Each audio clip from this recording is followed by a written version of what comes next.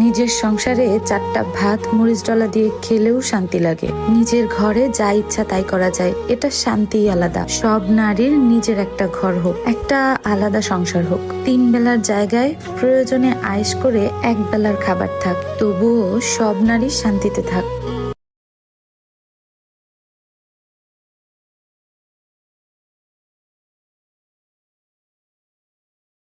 শয়তান আল্লাহকে চ্যালেঞ্জ দিয়েছিল, আল্লাহ আপনি তো জান্নাতে ঢোকাতে পারবেন না, এতগুলো জান্নাত কেন বানালেন? জাহান্নাম আরো বেশি হলে ভালো হতো।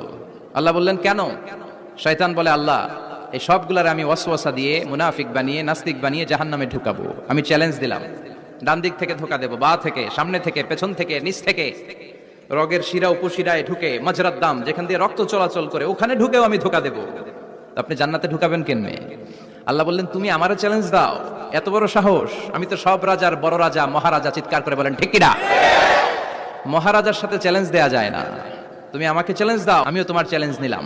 তুমি আজীবন ধোকা দিবা, আজীবন তুমি গোমরা করবা, বেনামাজি বানাবা, জালিম বানাবা, কিন্তু আমার বান্দা কোনো তাফসীরুল কোরআনের মাহফিলে এসে কোন এক ওয়াক্তের নামাজে মসজিদে ঢুকে অথবা মাঝরাতে ঘুম ভেঙে গেলে তাহাজ্জুদের যায় নামাজে চোখের পানি ছেড়ে যখন ক্ষমা চাইবে, আমি সব গুনাহ মাফ করে দেব, তুই কি করবি?